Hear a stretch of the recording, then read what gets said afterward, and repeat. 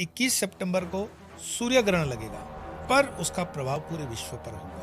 भारत पाकिस्तान के युद्ध का भी मैंने बताया हुआ है कि वो निर्णय सूर्य ग्रहण और चंद्र ग्रहण के 15 दिन आगे पीछे आपको असर दिखने शुरू हो जाएंगे। नेताओं की आपको दिखेगा स्टेटमेंट्स किस तरह से चेंज होनी शुरू हो जाती है। नमस्कार, नमो नारायण। जीवन में सबसे महत्वपूर्ण है मनुष्य की अध्यात्म यात्रा। मनुष्य का जीवन ही यही है कि हम अपने उस परम धाम को प्राप्त करें। हमारी परम उपलब्धि है मनुष्यत्व को प्राप्त करना, और उसमें जितना भी सनातन धर्म के तीज त्योहार आते हैं वो हमारी उन्नति के लिए बहुत महत्वपूर्ण है। बहुत कम समय में बता दूं, आने वाले 3 दिनों की जो साधना होगी वह साधना जीवन में आपके बहुत कुछ जोड़ भी सकती है और बहुत कुछ बदल भी सकती है। जैसे सोमवार 26 मई को सोमवती अमावस्या मानी गई है। कुछ देश के इलाकों में नहीं भी होगा, लेकिन पूर्वोत्तर में ये अमावस्या सोमवती अमावस्या है। और अच्छे कर्म करने के लिए मुझे लगता है कि हमारे मन की तैयारी होनी चाहिए। तिथियां वगैरह तो ठीक ही है। तो 26 मई को सोमवती अमावस्या है और अमावस्या का प्रारंभ दोपहर ठीक 12:12 से हो जाएगा, जो कि अगले दिन सुबह तक रहेगा। इसीलिए वो अमावस्या मंगलवार को भी मानी जाएगी। साथ साथ में इसी दिन विश्वविख्यात रामकृष्ण परमहंस ने जो फलहारिणी काली पूजा किया था, वो फलहारिणी काली पूजा का भी दिन बनता है। और तीसरी इंपॉर्टेंट चीज जिससे पूरा समाज भयभीत रहता है, शनि महाराज की शनि जयंती, मतलब शनि जी का जन्म जयंती वाला दिन। ये तीनों जो तिथियां एक ही दिन में पड़ रही हैं, तीनों के तीनों पर्व, इसका लाभ हम इस तरह से ले सकते हैं कि जो भी इसका विधान है, पूजा पाठ जितनी श्रद्धा से हम कर सकते हैं वो करें। और इसका महत्व तो आप जानते हैं। अगर मैं कहूं अमावस्या, तो अमावस्या ही अपने आप में एक ऐसी तिथि है जिस दिन बहुत कुछ किया जा सकता है। अमावस्या के दिन सिंपलेस्ट ऑफ द सिंपल मैं कहता हूं, कुछ ना कर सको तो दुर्गा चालीसा करो, हनुमान चालीसा करो, सुंदरकांड कर लो, कुंजिका स्तोत्र कर लो, भैरव अष्टकम कर लो, कोई कवच कर लो, पर करो। और इस जो अमावस्या के दिन की जो पूजा होती है, उस दिन सर्व पितरों की भी पूजा होती है। आपके घर के जितने भी पितृ हैं, आपको लगता है कि न जाने क्यों अनजाने कारण से घर में कलह है, पैसे नहीं बचते हैं, दुकान नहीं चलता, दुनिया भर की छोटी मोटी परेशानियां हेल्थ को लेकर के, तो उस दिन भी अमावस्या का खास महत्व इसलिए भी है कि आपने पीपल के पेड़ के नीचे सरसों के तेल का अगर पात्र दिया, छोड़ दिया पूरी रात के लिए, बहुत अच्छा। किसी शिव मंदिर में भी ये कर सकते हैं। कुछ नहीं तो अपने ही घर के जहाँ पानी का पीने का स्थान है, उस पानीहारी पर मटके के आसपास आप ये कर सकते हो। काले तिल भगवान शिव जी पर चढ़ा करके अभिषेक वगैरह करने की विधान तो है ही। और अमावस्या पर हमारे बहुत से एपिसोड मैं दे चुका हूँ। मैं कहता हूँ महीने का ये एक दिन इतना महत्वपूर्ण है कि अगर आप देखोगे, अंग्रेजों के आने से पहले भारत में जो छुट्टी दी जाती थी कंस्ट्रक्शन वर्क के या दूसरे काम के अंदर, वो अमावस्या की छुट्टी दी जाती थी। आज भी राजस्थान के कारीगर जो पत्थर का काम करते हैं, अमावस्या के दिन छुट्टी करते हैं। राजस्थान में आज भी ये ट्रेंड है। तो मैं मानता हूं इसका एक वैज्ञानिक कारण रहा, तभी ये हुआ होगा। अब आए कि फलहारिणी काली पूजा का महत्व क्या होगा, बाद में शनि जयंती पे भी चलेंगे। फलहारिणी काली पूजा का महत्व आप ये समझ लो कि उस दिन काली पूजा तो होती है, और फलहारिणी में मैं कहूं कि फलों में उस दिन विशेष आप माँ काली को आम का फल जरूर लगाएं। माँ काली को आम का फल बहुत पसंद है। और फलहारिणी काली पूजा के अंदर जब मैं फल शब्द कहता हूं, तो फल का मतलब वो फल से नहीं है। वो फल का मतलब है हम अपने सारे कर्मों को, किए हुए कर्मों को माँ को सुपुर्द कर देते हैं। आप पढ़ें, अपने आप से यात्रा करें कि वो फलहारिणी काली पूजा भगवान श्री रामकृष्ण परमहंस देव जी ने जो माँ शारदा के समक्ष की है, वो बहुत एक ऐसी दुर्लभ मनुष्य इतिहास की घटना है जिसके बाद आप धर्म को वैज्ञानिक दृष्टि से समझ सकते हो। हमारे जितने भी कर्म हैं यानी एक्शंस, उनका रिजल्ट रिएक्शंस में आता ही है।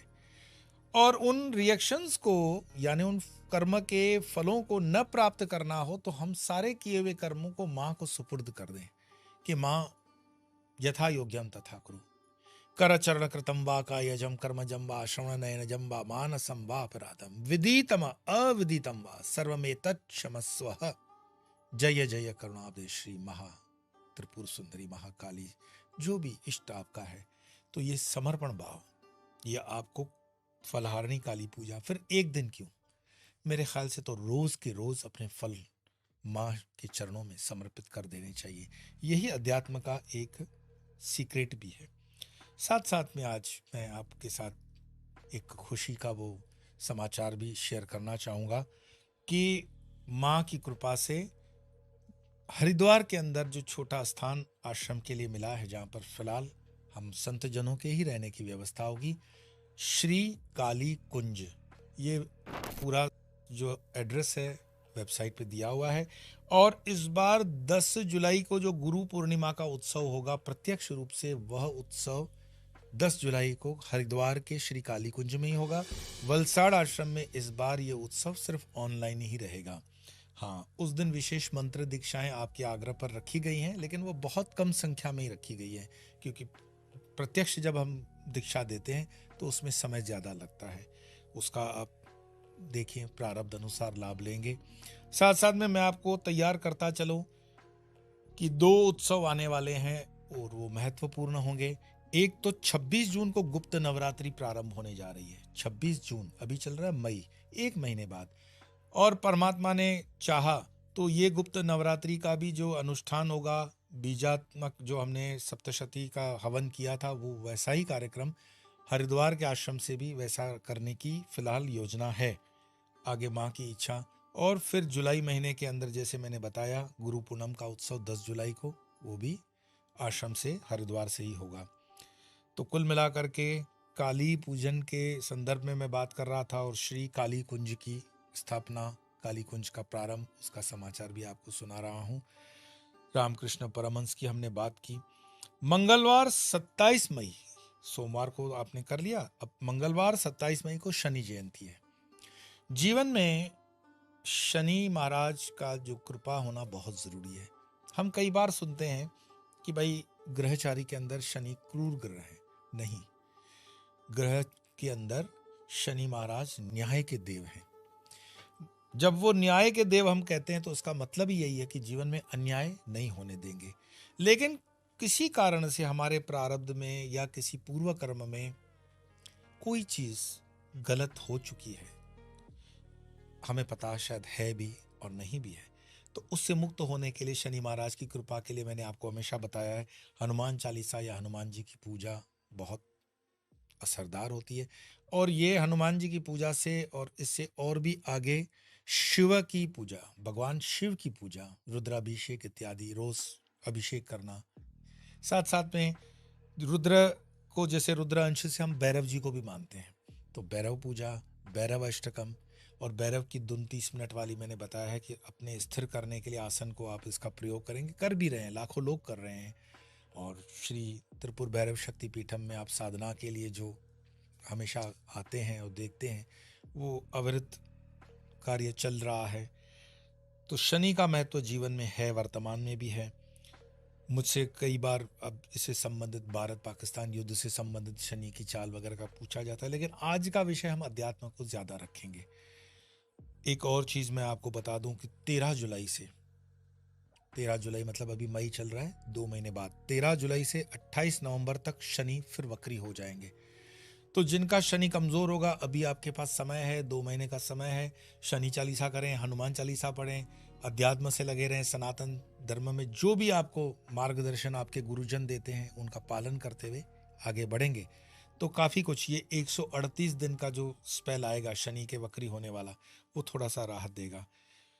फिर थोड़ा सा एडवांस चलता हूं, आने वाले समय के अंदर 2 ग्रहण पड़ने वाले हैं, और ये ग्रहण पड़ेंगे बिल्कुल पितृपक्ष में। पितृपक्ष का प्रारंभ भी ग्रहण से होगा और अंत भी ग्रहण से होगा। मतलब 7 सितंबर को चंद्र ग्रहण होगा, जो भारत में दिखाई देगा, इसीलिए सूतक लगेगा।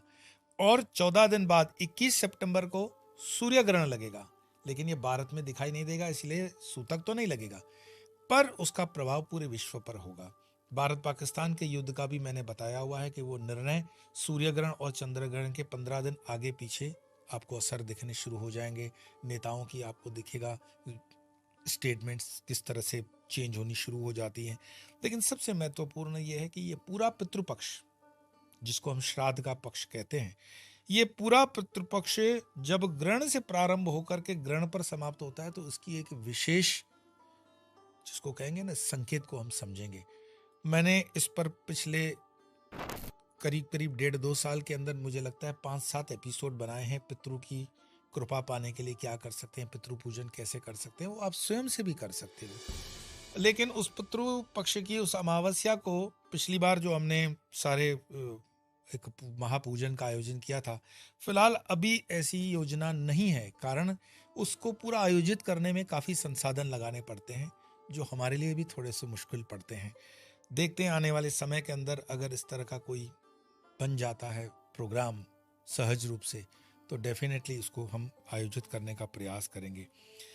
जब पितृपक्ष पूरा हो जाएगा, मतलब 7 सितंबर से 21 सितंबर, तो तुरंत 21 सितंबर पे ही घट स्थापना मतलब हो जाएगी। तो घट स्थापना मतलब नवरात्रि का प्रारंभ। तो अभी अभी तो जुलाई में हमने गुप्त नवरात्रि की, सितंबर की दूसरी नवरात्रि की। ये मैं इसीलिए कवर कर रहा हूँ कि आप लोग हमेशा कमेंट में लिखते हैं कि थोड़ा पहले से आप बता देंगे तो हम तारीखें नोट कर लें और उसमें पूजा पाठ का एक आयोजन हो, हम अपने डेज को प्लान कर सकते हैं। तो ठीक है, 21 सितंबर से जो घट स्थापना होकर के 10 दिन की नवरात्रि चलेगी, ये नवरात्रि बहुत महत्वपूर्ण है। मेरे पिछले एपिसोड्स को जहाँ पर मैं बारंबार आपको याद दिलाता हूँ कि 1000 दिन जो हैं वो चैलेंजिंग हैं, संघर्ष के हैं। वो पहला स्टेप है 1000 दिन का, जिसमें से आप 100-125 दिन निकाल चुके हैं। और ये वाला समय आपको परमात्मा की साधना में देना चाहिए। थोड़ा बहुत एक समय का निश्चित करिए, 24 घंटे में कम से कम 24 मिनट साधना में लगाइए। और जब मैं 24 मिनट कहता हूँ तो उसको स्थान ठीक करने में 2-3 मिनट लग जाते हैं, तो उसको भी मिक्स करके करीब करीब आधा घंटा होता है। आपका प्रश्न होता है कि हम उसमें क्या करें। अगर आप प्रारंभ कर रहे हो, आपके पास गुरु मंत्र नहीं है, गुरु दीक्षा नहीं ली है, कोई बात नहीं, आप प्रारंभ कर सकते हैं। हनुमान चालीसा कर सकते हैं, दुर्गा चालीसा कर सकते हैं, कुंजिका स्तोत्र कर सकते हैं, भैरव अष्टकम कर सकते हैं, गणपति अथर्वशीष कर सकते हैं। आपको अपने इष्ट यानी आपकी पसंद के जो भगवान का स्वरूप है उसकी आप जो भी पूजा अर्चना है कर सकते हैं। जिनके पास बाल गोपाल की सेवा है वो बाल गोपाल से संबंधित जो भी स्तोत्र वगैरह हैं, अष्टकम है, वो पूरा कर सकते हैं। कुल मिलाकर के समय एक चैलेंजिंग है, संघर्ष का है, और कुछ स्थितियां डामाडोल जैसी दिखती हैं, पर जिनके हाथ में रक्षा कवच है, जैसे देवी कवच आता है दुर्गा सप्तशती के अंदर, आप जब देवी कवच पढ़ते हो तो अंग अंग प्रत्यंग प्रत्येक अंग की रक्षा के लिए देवी का उसमें विवरण आता है। जब तक आप स्वयं पढ़ोगे नहीं, जब तक आप स्वयं जानोगे नहीं, तो कैसा होगा। तो सबसे पहली बात, अगर ये वीडियो आपको शनिवार को ही मिल जाता है तो आपके पास पूरा समय हो गया कि रविवार को प्रारंभ कर लें और सोमवार को 26 मई सोमवती अमावस्या की तैयारी करेंगे। अमावस्या में पितरों के लिए करेंगे, पीपल पल जड़ करेंगे, दीपक की व्यवस्था है तो दीपक जगाएंगे, मंदिर में जाएंगे, दर्शन करेंगे इत्यादि। मंगलवार को जैसे मैंने बताया उसके पहले बीच में ही फलाहारिणी काली पूजा सोमवार को ही आ जाएगी। तो कम से कम काली पूजन के लिए आपके पास आसपास मंदिर है तो उसमें जाएं। मंदिर के अंदर ही कोई फल फ्रूट मिठाई लगाते हैं, और माँ के निमित्त जो भी आम का फल मैंने कहा विशेष, उससे आपको बहुत लाभ होगा। उसके बाद आएगा सीधे शनि जयंती। शनि जयंती का महत्व मैं शनि में पहले 2-3 एपिसोड में बोल चुका हूँ, फिर भी शनि चालीसा आप यूट्यूब पे भी सुन सकते हो। शनि के लिए दीपक वगैरह की अगर आपको व्यवस्था मिल सकती है तो कर लीजिए। जीवन में ऐसा नहीं है शनि खराब हो तो सुख में सुमिरन सब करें, दुख में करे न कोई, जो सुमिरन सुख में करें तो काहे दुख होए। तो सब सुख है, अपने पैरों पर हैं, अपनी शक्ति पर हैं, काम पर कर सकते हैं, हाथ पांव चल रहे हैं, तो उस समय भगवान की सेवा में, उस समय अध्यात्म में आ जाओ। क्योंकि हर चीज़ की मैन्युफैक्चरिंग डेट और एक्सपायरी डेट है। ये जीवन क्षणभंगुर है, परमात्मा ही सत्य है, और उस परमात्मा के मार्ग पर चलने की प्रेरणा हमें सनातन धर्म देता है। तो बहुत उम्मीदों के साथ, प्रार्थनाओं के साथ, प्रेम पूर्वक आपको आज इतना ही। फिर मिलेंगे, तब तक के लिए नमो नारायण। मौका है शनि जयंती का, तो आज हम बात करेंगे कि इस समय अलग अलग राशि के लोगों के लिए शनि के हालात कैसे हैं। इस समय किस राशि पर शनि कैसा असर डाल रहे हैं और शनि जयंती पर अपने राशि के अनुसार आपको क्या उपाय करने चाहिए। साथ ही साथ बात करेंगे वट सावित्री व्रत की। क्या है वट सावित्री व्रत, क्या है इसकी महिमा और क्या है इसका पूजा विधान। तो चलिए कार्यक्रम की शुरुआत करते हैं और सबसे पहले जानते हैं सप्ताह का मंत्र। सप्ताह का मंत्र है सूर्य पुत्रो दीर्घ देहो विशालाक्षः शिव प्रियः। सूर्य पुत्रो दीर्घ देहो विशालाक्षः शिव प्रियः। मंदाचारः प्रसन्नात्मा पीड़ाम हरतु मे शनि। मंदाचारः प्रसन्नात्मा पीड़ाम हरतु मे शनि।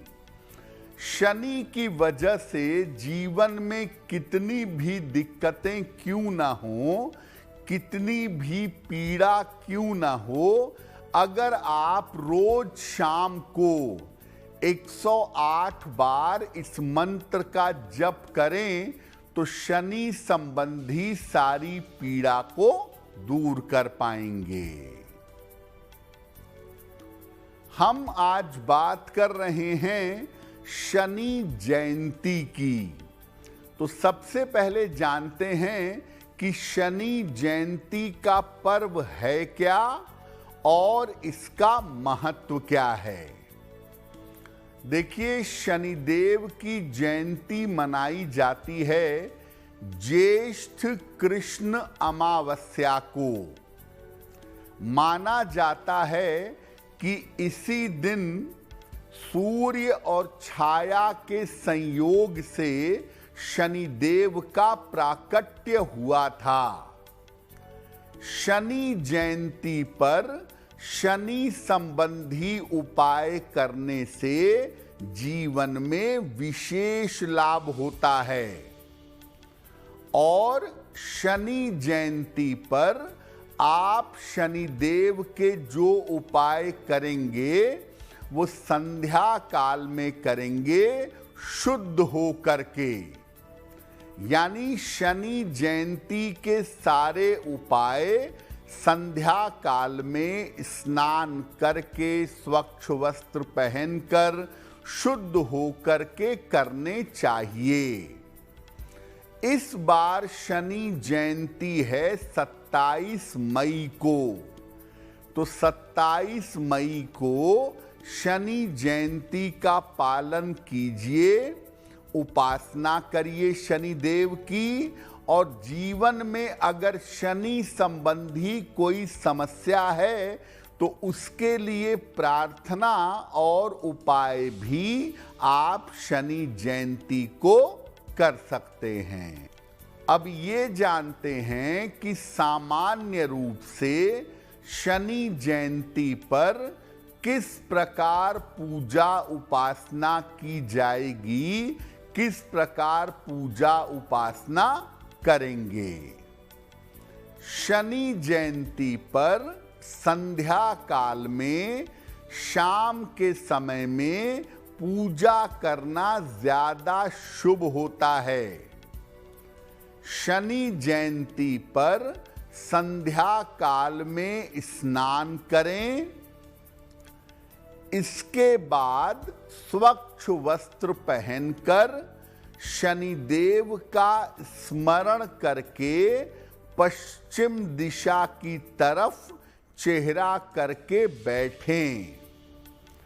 इसके बाद शनिदेव के मंत्र का या शनि स्तोत्र का पाठ करें। इसके बाद पीपल के वृक्ष के नीचे सरसों के तेल का दीपक जलाएंगे। किसी निर्धन व्यक्ति को अन्न, वस्त्र और धन का अपनी सामर्थ्य के अनुसार दान करेंगे। इस दिन सात्विक आहार ग्रहण करेंगे। बहुत सारे लोग शनि जयंती पर उपवास भी रखते हैं, तो आप चाहें तो शनि जयंती पर उपवास भी रख सकते हैं।